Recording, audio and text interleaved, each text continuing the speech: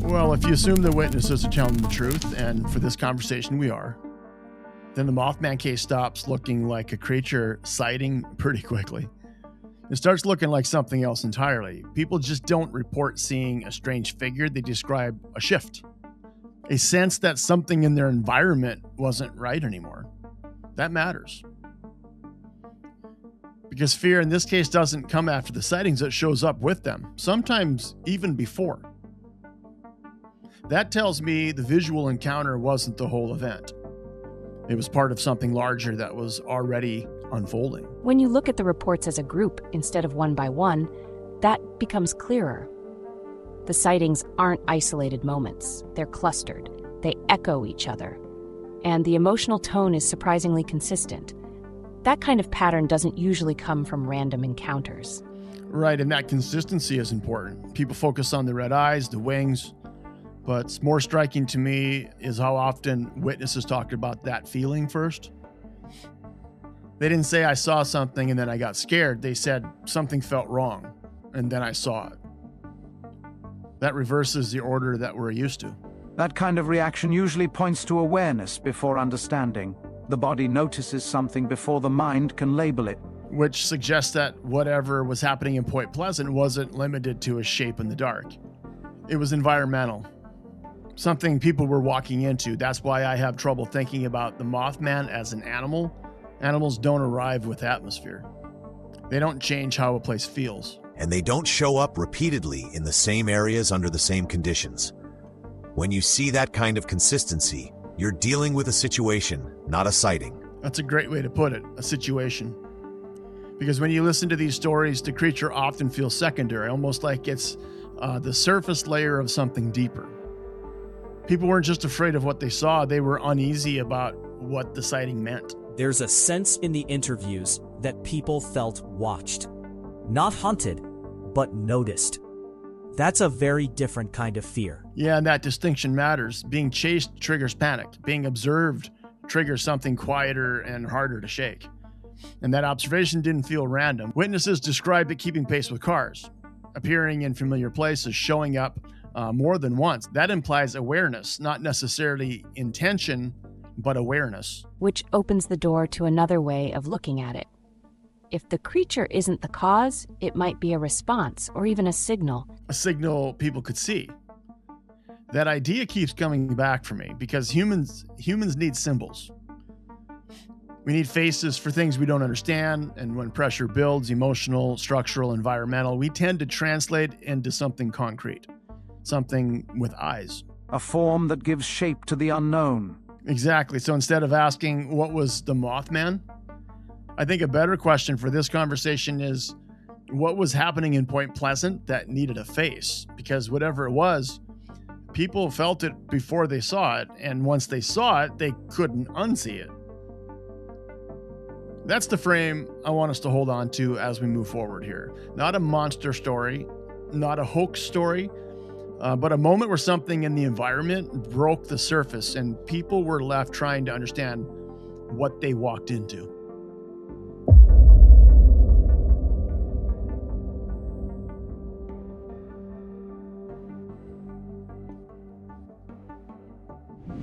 This is the point where the story usually hardens. Before the bridge fell, everything feels uncertain, strange, uneasy, unresolved. Afterward, the people want the uncertainty to line up. They want it to mean something. But sitting with it like this, it doesn't feel clean. It feels heavy. Because the bridge didn't collapse because people saw something strange. It collapsed because it was already under strain. And those two truths can exist at the same time. The question isn't whether the bridge failure can be explained. It can.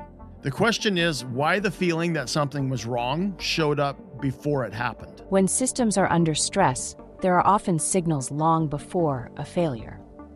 The problem is that those signals don't always look like warnings. They show up as discomfort, tension, unease, things people don't know how to act on. Right, and humans aren't good at responding to vague warnings. If a sign says bridge closed, that's clear. If your stomach says something's off, that's not.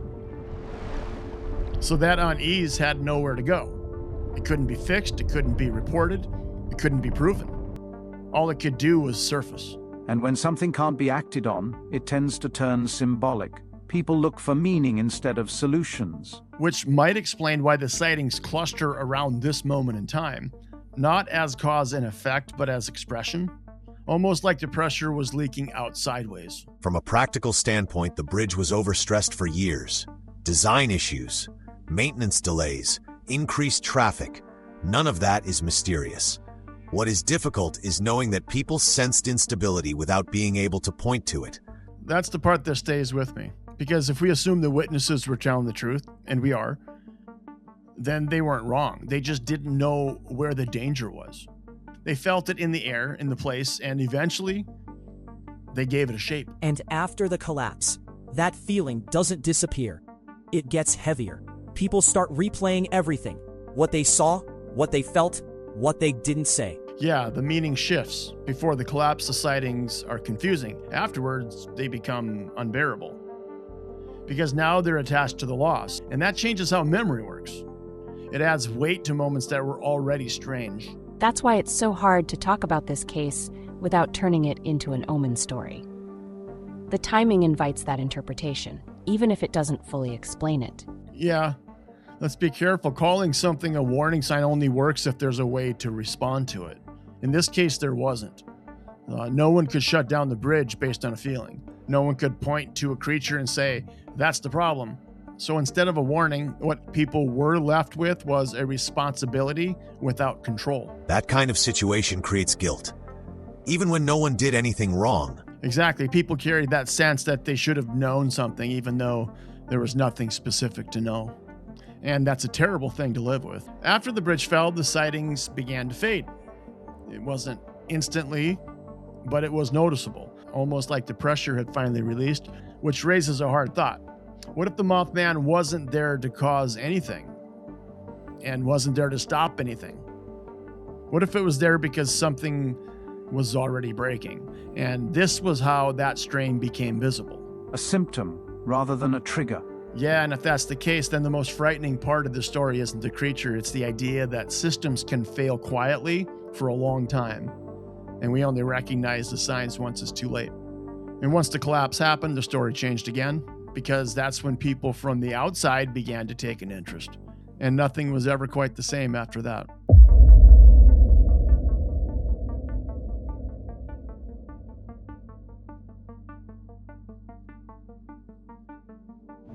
There's a shift in the story that doesn't come from the woods or the river, it comes from the outside.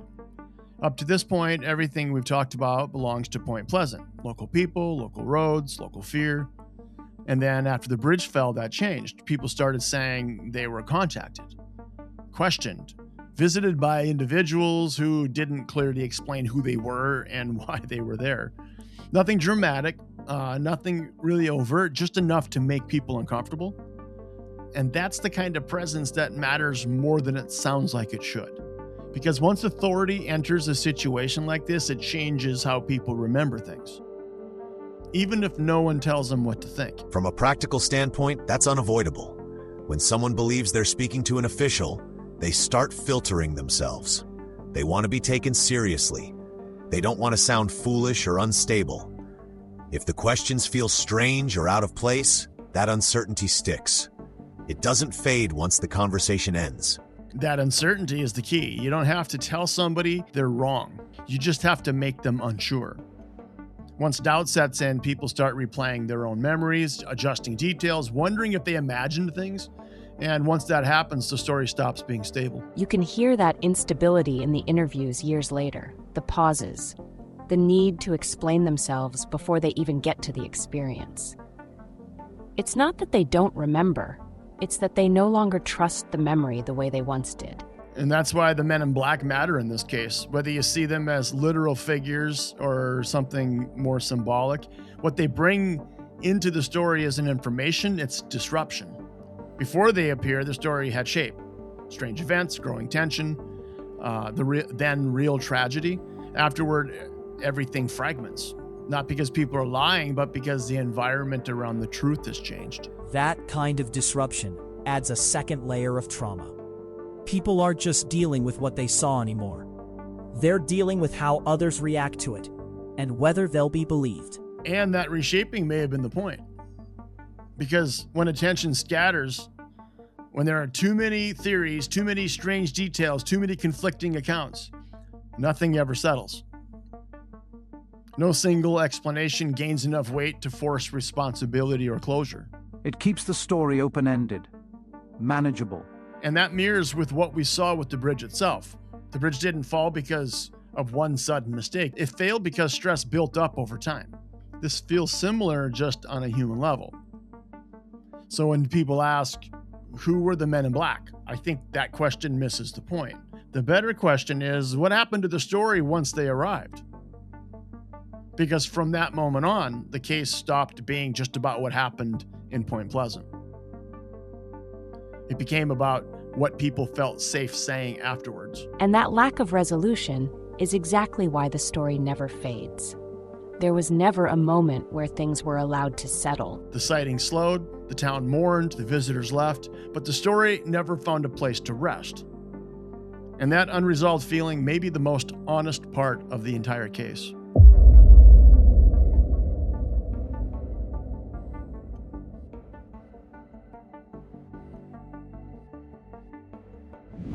There's one encounter in the Mothman case that doesn't get talked about nearly enough, and I think that's because it's harder to fit into a simple story. It doesn't involve a chase, there's no sudden burst of fear, no sense that something is about to attack. It's quiet. Bob Bosworth was inside the old TNT plant moving through the abandoned buildings. And if you've ever been in a place like that, empty, echoing, halfway falling apart, you know how strange it already feels before anything happens. What he described wasn't a jump scare moment, it was awareness. That slow, creeping sense that you're not alone. He looked up, and there it was, standing on the catwalk above him. Not flying, not advancing, just standing there, watching. What's important here is what didn't happen. The creature didn't come toward him, it didn't make a sound, it didn't react the way a predator would. And Bosworth didn't describe rage or terror. He described shock, confusion, and a heavy stillness in the moment, like time stalled for a second. That kind of encounter doesn't fit the usual fear narrative. There's distance, separation, and a sense of observation rather than confrontation. It feels more like two presences recognizing each other than a threat response. Exactly. If this were something hunting, that catwalk is the worst place to stop. If this were something warning him, that's the moment a signal would come. Instead, there's just presence. And the setting matters. The TNT plant isn't just abandoned, it's in between. It's no longer serving its purpose. But it hasn't disappeared either. It's a place people pass through, not a place they belong. That makes it the kind of place where boundaries feel thin. Those kinds of environments mess with perception even on a normal day. Add something truly unfamiliar, and it amplifies that sense of dislocation. It's not surprising that if something crossed over, it would linger in a space like that. Which leads to a thought that's uncomfortable, but hard to ignore. What if the Mothman wasn't there intentionally? What if it didn't arrive with a plan? Because the behavior Bosworth described doesn't feel purposeful. It feels hesitant. It feels like something that doesn't know where it's supposed to be. There's something quietly sad about that.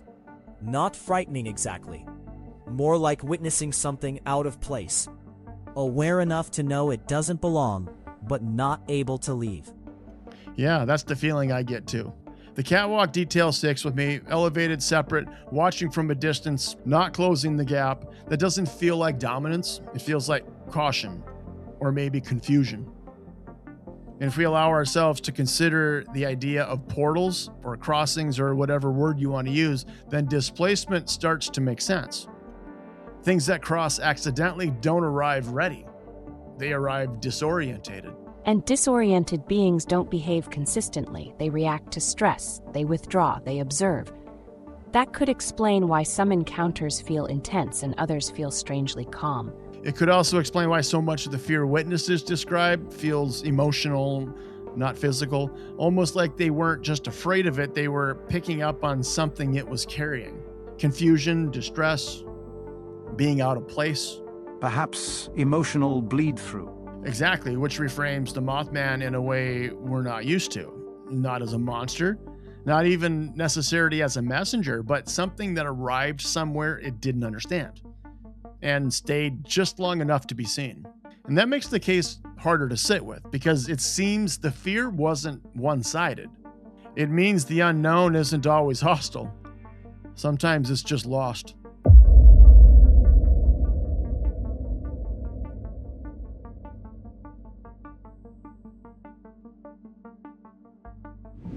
There's one name that always sits a little apart from the rest in this case, and it's not because it's louder, but because it's stranger in a different way. Indrid Cold. Unlike the Mothman sightings, this part of the story isn't about fear in the moment. It's about something that lingers, something that doesn't quite behave the way you would expect anything to behave. People who encountered Indrid Cold didn't describe panic, they described confusion.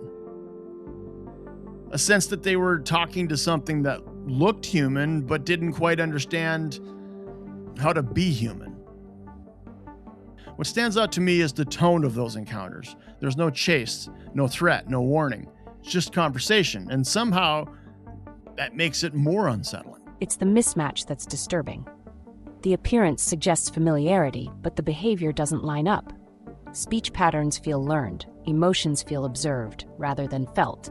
That creates a sense of distance, even in direct interaction. Right, it feels practiced, as if whatever it was had studied us, but hadn't lived as us. And that's where Indrid Cold starts to feel connected to the rest of the case rather than separate from it. Because once again, we're not seeing aggression, we're seeing observation. Almost like an exchange student who arrived without a guidebook. Someone present, curious, but not fully equipped for the environment. That's a good way to put it. And if we're already open to the idea that something crossed into this space unintentionally or without preparation, then Indrid Cold starts to feel less like a random addition and more like another angle of the same event. Not a creature in the woods, but a presence trying to communicate. What always struck me is that people didn't describe him as evil. They described him as odd, polite even, just wrong in small ways that added up. Yeah, and small wrongness is harder to dismiss than obvious threat because it forces you to stay engaged. If someone growls at you, you leave. If someone smiles at you the wrong way, if someone smiles at the wrong time, you remember it. Indrid Cold leaves that kind of imprint.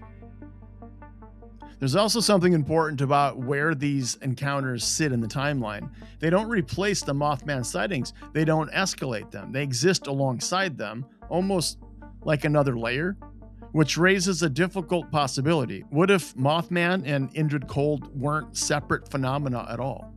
What if they were different expressions of the same disruption? If that's the case, it suggests a broader event, something that didn't just produce a creature, but multiple forms of contact. Visual, emotional, conversational. And that would explain why none of it feels consistent. One moment something is seen from a distance, another moment something is standing on a catwalk, another moment something is talking to you calmly about where it's from.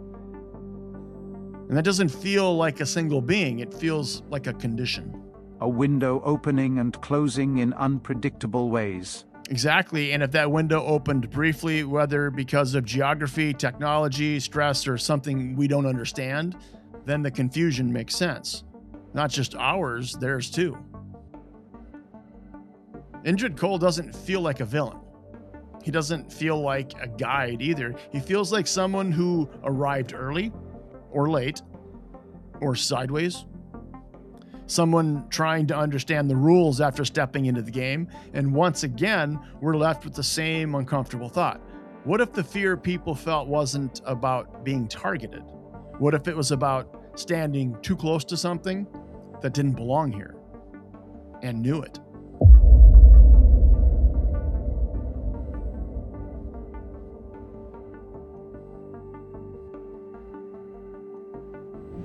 There are two people who sit quietly at the center of this story, not because they caused anything and not because they solved anything. It's because they stayed when most people would have left. John Keel and Mary Hyre. They didn't arrive looking for a legend. They didn't leave with answers. What they did was listen, and that matters more than it sounds. Mary Hyre wasn't an outsider chasing a mystery. She lived there. She worked there. She was part of the town long before anyone had ever heard of Mothman. Her column, Where the Waters Mingle, wasn't about the paranormal. It was about local life, small stories, everyday things. Which is why what happened next is so important. The strange didn't replace the normal. It seeped into it. That shift is critical. When unusual events start appearing in a space meant for everyday life, it signals that something has changed at a community level. The strange becomes unavoidable. Exactly. Mary didn't chase sensational stories. She recorded what people were already bringing to her. Calls, conversations, uneasy moments people didn't know what to do with. Her column became kind of a pressure valve, one of those few places where people felt safe saying, something weird is happening here. That kind of outlet matters. When people feel heard, they don't have to shout. Without it, fear tends to grow quietly. And then there's John Keel. Keel didn't just document events, he immersed himself in them. He talked to witnesses repeatedly, he noticed patterns, he paid attention to how the story itself was changing. But what's often missed is that Keel didn't present himself as someone with answers. He presented himself as someone trying to keep up. He was very aware that the act of observing was influencing what he was observing. That self-awareness is rare in cases like this. Right. Keel didn't just study the phenomena, he studied how people reacted to it, including himself. And when you put Keel and Hyre side by side, something interesting happens. Mary anchors the story to the town. Keel tracks how the mystery expands outward. Together, they document the collision between ordinary life and something that refuses to stay on the edges. There's also something quietly poetic about the name of Mary Hyre's column, Where the Waters Mingle. Two currents meeting, not fully blending, not fully separate. That phrase ends up describing the entire case better than any label ever has. It captures the sense of overlap between normal and strange, known and unknown. Neither side disappears. They just occupy the same space for a while. And that's what makes this part of the story so important. Keel and Hyre didn't turn Point Pleasant into a legend. They recorded what happened when a place found itself standing at a crossroads, when everyday life brushed up against something it couldn't explain. They didn't close the story, they preserved it. And because they did, we're not left with just a monster tale. We're left with voices, with uncertainty, with the town trying to stay itself while something unfamiliar passes through. That doesn't solve anything, but it does something just as important. It keeps the human part of the story intact.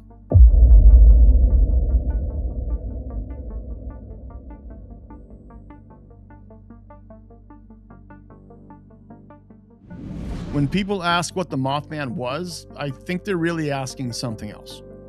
They're asking whether the world is as stable as we think it is, whether the ground under our feet means what we think it means, whether strange things happen to us or simply near us. Because when you look at this case as a whole, not just the sightings, but everything around them, it doesn't resolve into a single shape. It opens outward. There was a town going about its life. There was a bridge carrying more weight than it should have. There were people sensing strain without knowing where to point it.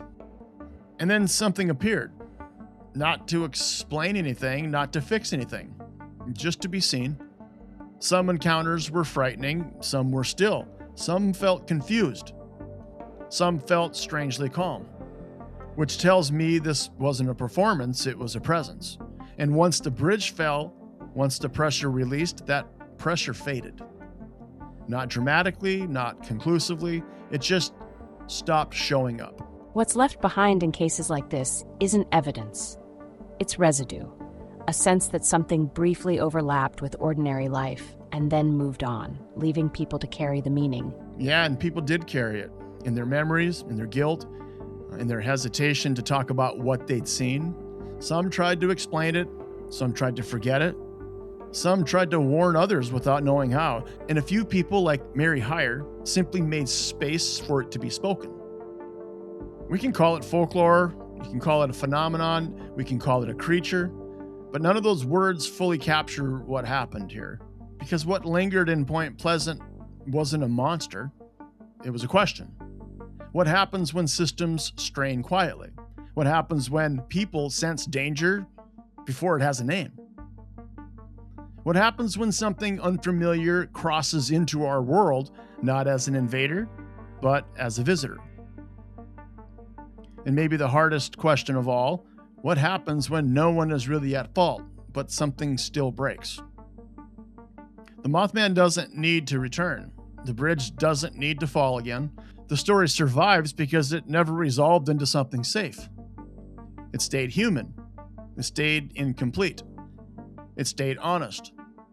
And maybe that's why it still matters. Not because it proves anything, because it reminds us that sometimes the world gives us signs we don't yet have language for. All we can do is notice them. Hey folks, thanks for checking out the director's cut version of Mothman. If you haven't seen the original Mothman episode, well, you did this backwards. That's okay. A little weird, but it's okay. You can still watch the original episode called Mothman: The Haunting of Point Pleasant, and it should be right below me here on this screen. Just a heads up, this episode is a little on the spooky side, which I'm not a big fan of, but I guess it's my job. And one more little tip. Be sure to watch the episode all the way to the very end and watch me and my friend Hyre in a little side talk. He dropped a quote about Indrid Cold that I've already sent to the printing press for my next t-shirt. It was classic. Anyways, thanks for watching and supporting the State Files. You can go ahead and leave now, 'cause that's all I had to say.